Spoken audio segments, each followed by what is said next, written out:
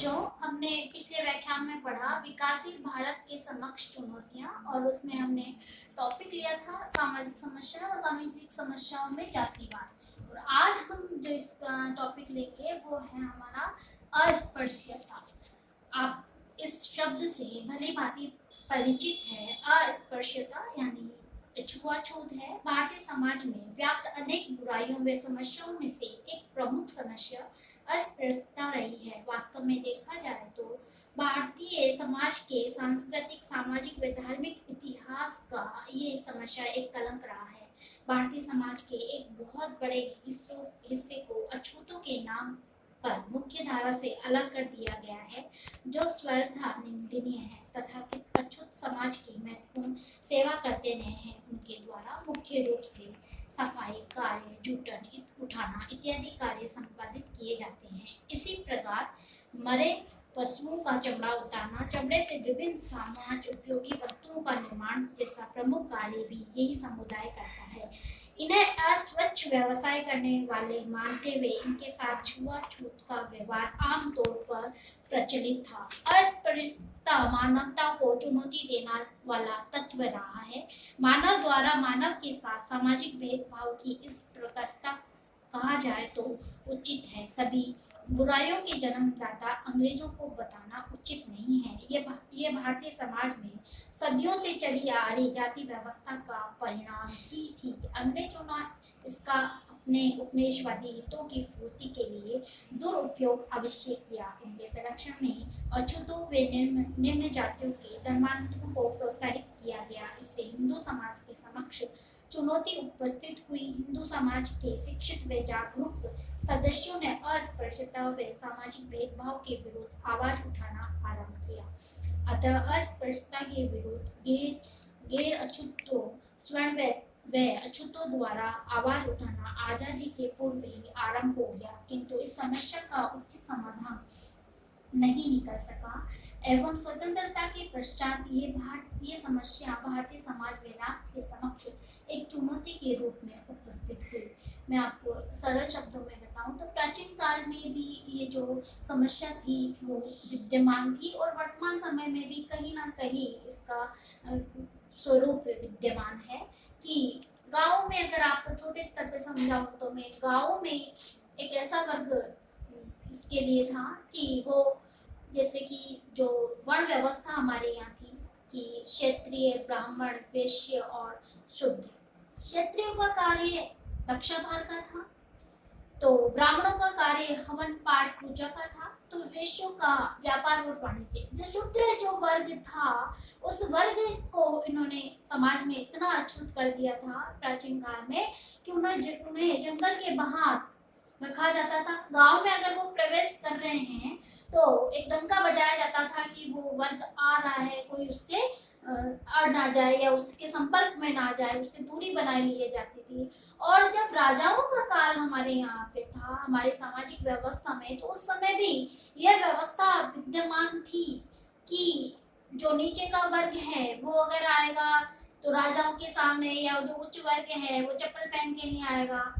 कुओं पर उनको पानी नहीं भरने दिया जाता था, उनके पानी को ऊपर से बाल्टी से डाल दिया जाता था।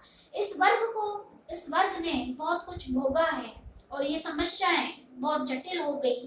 तो 19वीं सदी के समाज व धर्म सुधार आंदोलन ने एक वातावरण उत्पन्न किया। जाति विरोध की ये परंपरा आगे बढ़ती रही। महाराष्ट्र में प्रार्थना समाज छुआछूत विरोधी कार्यक्रम अग्रणी रहा। 19वीं सदी के अंत तक महात्मा फूले द्वारा स्थापित सत्य शोधक समाज ने छुआछूत का खुलकर विरोध किया। मैं यहाँ पर आपको एक बता दूं कि सत्य शोधक समाज की स्थापना या संस्थापक कौन थे, तो बच्चे लिख देते हैं महात्मा गांधी। ये गलत हो जाता है। महात्मा फूले थे जो सत्य शोधक समाज के संस्थापक थे।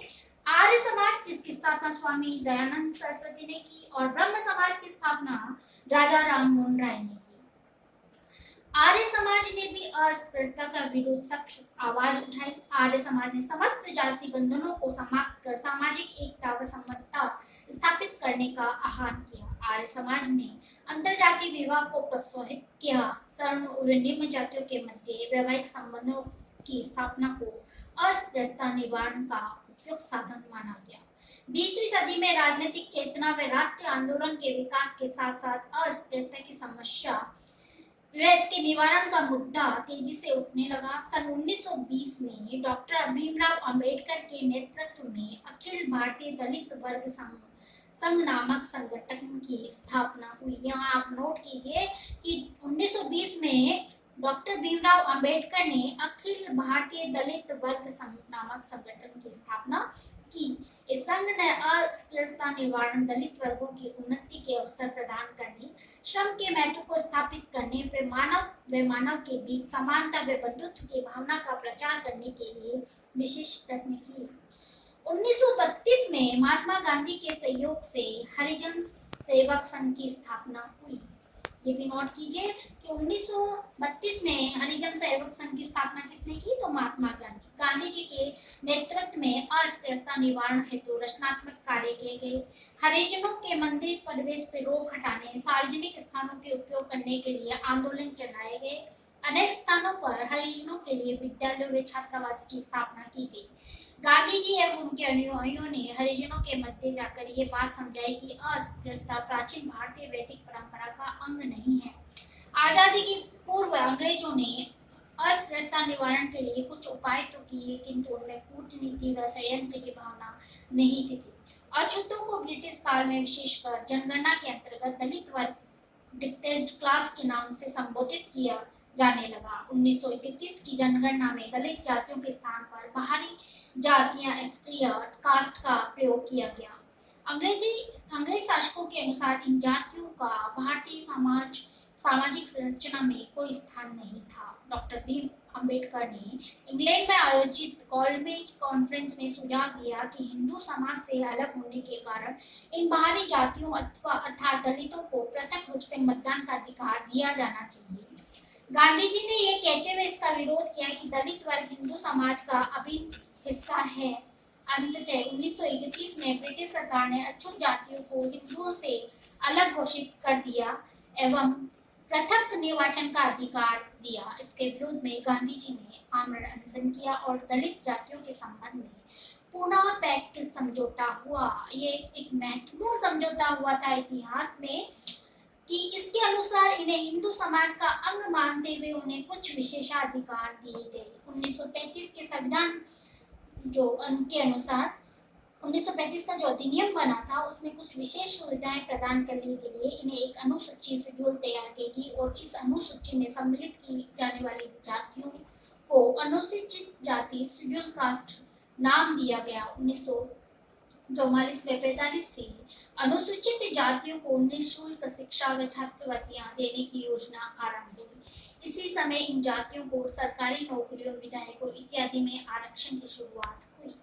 स्वतंत्रता प्राप्ति के बाद भी अस्पृश्यता व दलित जातियों की समस्या भारत के विकास के समक्ष एक चुनौती के रूप में सामने हुई। इन जातियों के साथ आर्थिक, सामाजिक, धार्मिक और राजनीतिक क्षेत्रों में भेदभाव व्याप्त था। इनकी समस्याओं के समाधान की शुरुआत 1944-45 में हुई, किंतु आर्थिक प्रगति नहीं हो सकी। अछूतों पर लगे हुए अनेक प्रतिबंधों के दुष्परिणाम केवल उनको ही नहीं बल्कि संपूर्ण देश को भुगतने पड़े।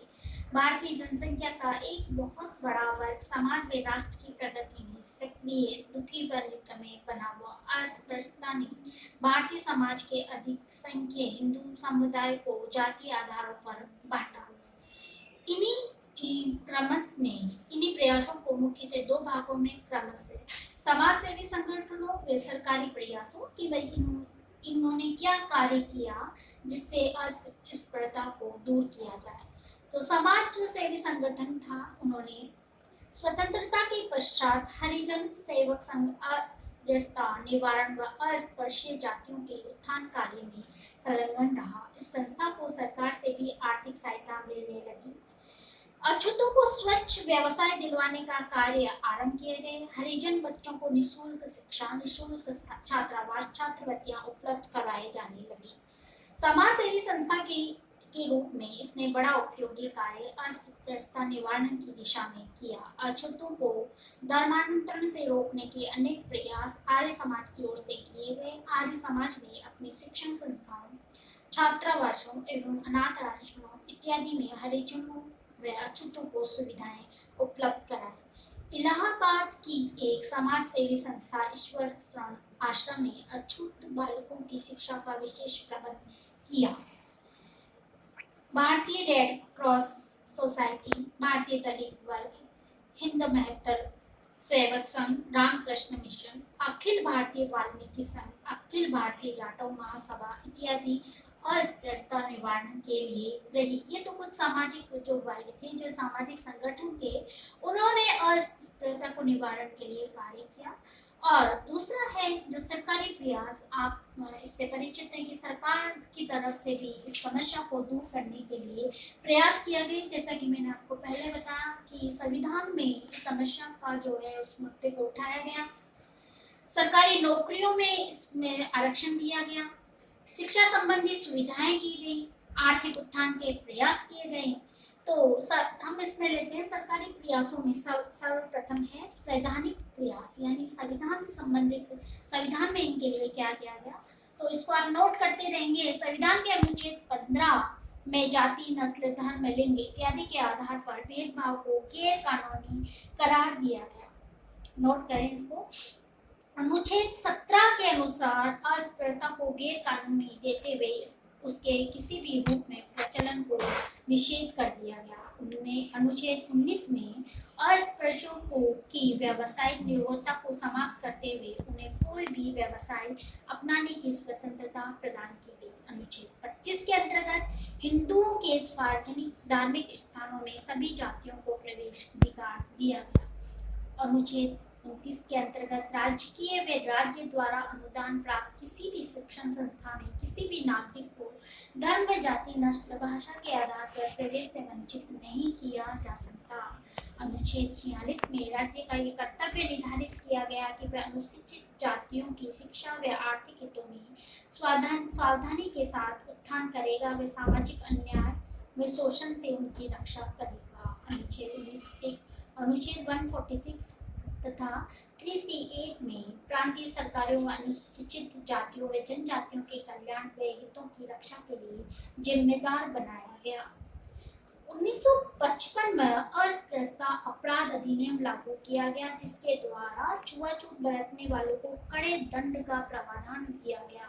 1969 में परिवहन समिति ने 1955 के अधिनियम को व्यवहारिक बनाने का सुझाव दिया और 1989 में अनुसूचित जाति व जनजाति अत्याचार निरोधक विधेयक पारित किया गया। यह आप नोट करेंगे कि संविधान में किस प्रकार कौन से अनुच्छेद, कौन सी धारा, कौन से नियम के अंतर्गत दलित एक्ट के नाम से भी जाना जाता है।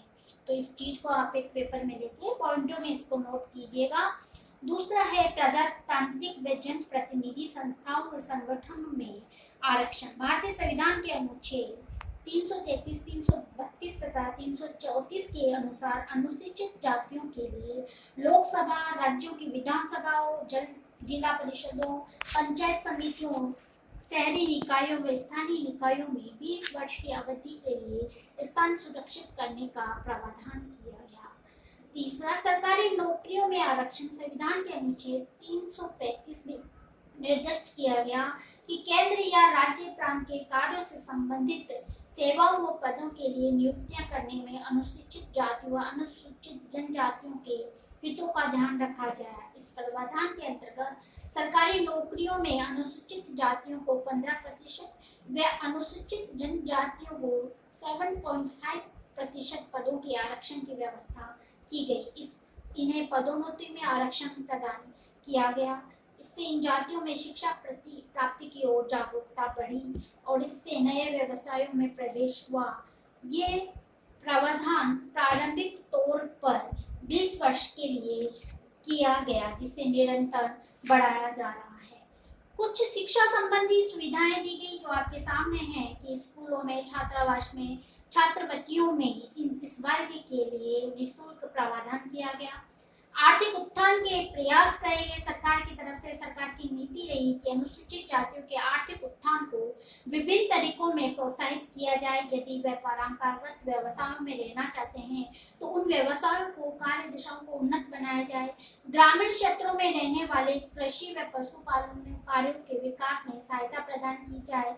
1961 की जनगणना के अनुसार अनुसूचित जातियों से संबंधित 2.19 करोड़ लोग कृषि कार्य में संलग्न रहे थे तथा उनमें से 1.04 करोड़ व्यक्ति भूमिहीन मजदूर थे। पंचवर्षीय योजना के आरंभ तक इनमें से अधिकांश व्यक्तियों को कृषि भूमि आवंटित की गई। इन्हें कृषि, पशुपालन, कुटीर उद्योग इत्यादि हेतु ऋण भी उपलब्ध कराए गए। अतः इस वर्ग के लिए अनुसूचित जातियों आवास, स्वास्थ्य सुधार सरकार की ओर से प्राप्त धन राशि व्यय की जाती है। आवास हेतु निःशुल्क अथवा सांकेतिक मूल्य पर भूमि भी उपलब्ध करवाना, मकान बनाने के लिए ऋण उपलब्ध करवाना, आवास निर्माण हेतु अनुदान देना, पीने की स्वच्छ पानी की व्यवस्था करना सरकारी प्रयासों के अंतर्गत उल्लेखनीय रही है। चिकित्सा व औषधि वितरण, निःशुल्क स्वास्थ्य परीक्षण, बच्चों और प्रसवोत्तरों के लिए परिवार कल्याण केंद्र आदि संबंधी विशिष्ट योजनाएं अनुसूचित जाति के लाभ हेतु सरकार द्वारा संचालित रही है। अतः जाति के साथ साथ आर्थिक और शैक्षणिक आधार को लिया जाए तो उपयुक्त रहता है। धीरे धीरे राजनीतिक व प्रशासनिक पदों पर अधिकतर इन वर्गों के समर्थ व धनाढ़ लोग ही आसीन हैं। आरक्षण का लाभ लेने वाले निहित स्वार्थी तत्वों के समूह अस्तित्व में आ गए। ये लोग जाति विशेष से लाभ देने के लिए जुड़े हुए हैं और उन्हें आरक्षित उच्च राजनीतिक व प्रशासनिक पदों पर एकाधिकार कायम कर लिया है। जब जब जब इनके मूल्यांकन अथवा उनको तर्कपूर्ण बनाने का मुद्दा उठता है, इन्हीं समुदायों के लोग जो शक्तिशाली व सत्तावान हैं, इनका खुलकर विरोध करते हैं। जाति आधारों पर गरीबों को संगठित कर अपने हितों की पूर्ति करते हैं। कुल मिलाकर अस्पृश्यता व अदृश्य जातियों के विकास की समस्या भारत स्वतंत्र भारत के समक्ष चुनौतीपूर्ण रही है, या यह समस्या देश की राष्ट्रीय, सामाजिक व आर्थिक विकास में बाधक बनी हुई है।